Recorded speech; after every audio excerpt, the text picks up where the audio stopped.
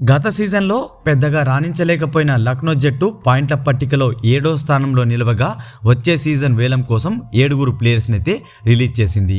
కాగా ఈసారి వేలంలో లక్నో జట్టు స్ట్రాటజీ ఎలా ఉండబోతుంది, ఏ ప్లేయర్ని కొనబోతుందో అనే అంశాలైతే చూసే ప్రయత్నం చేద్దాం. అంతకంటే ముందు ఇంట్రెస్టింగ్ ఐపీఎల్ అప్డేట్స్ కోసం మన ఛానల్ని సబ్స్క్రైబ్ చేసుకొని పక్కనున్న బెల్ బటన్ క్లిక్ చేయండి ఫ్రెండ్స్.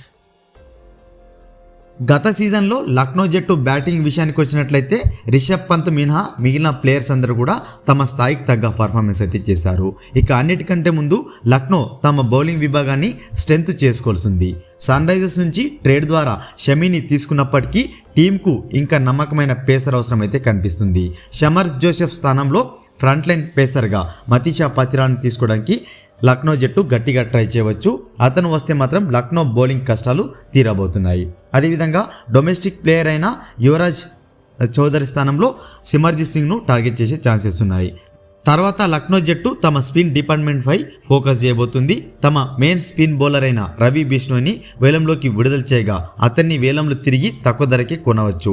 లేదన్నట్లయితే రాహుల్ చార్ వైపు చూడవచ్చు. అతన్ని కూడా టార్గెట్ చేసే అవకాశాలు లేకపోలేదు. లేదు ఫారెన్ స్పిన్నర్ కావాలనుకుంటే ఆస్ట్రేలియా స్పిన్నర్ అయిన ఆడమ్ జంపను కూడా టార్గెట్ చేసే ఛాన్సెస్ లేకపోలేదు. ఇక మిడిల్ ఆర్డర్ విషయానికి వచ్చినట్లయితే లక్నో జట్టుకు కొంతమంది పవర్ హిట్టర్ల అవసరం అయితే స్పష్టంగా కనిపిస్తుంది. ఎందుకంటే లాస్ట్ ఇయర్ ఆ టీంలో ఉన్న డేవిడ్ మిల్లర్ని ఆ జట్టు విడుదల చేసింది. దీంతో అతని స్థానం భర్తీ కోసం లక్నో ముందు ఆండ్రూ రసెల్ కానీ, మ్యాక్స్వెల్ కానీ, వియాన్ ముల్డర్ వంటి ఆప్షన్స్ అవుతున్నాయి. ఈ ముగ్గురులో ఎవరిని పిక్ చేస్తుంది అనుకుంటున్నారో కామెంట్ చేయండి. అదేవిధంగా నంబర్ 4 బ్యాటర్ కోసం కేకేఆర్ నుంచి విడుదలైన వెంకటేష్ అయ్యర్ని కొనడానికి లక్నో జట్టు ప్రయత్నాలు అయితే చేయవచ్చు.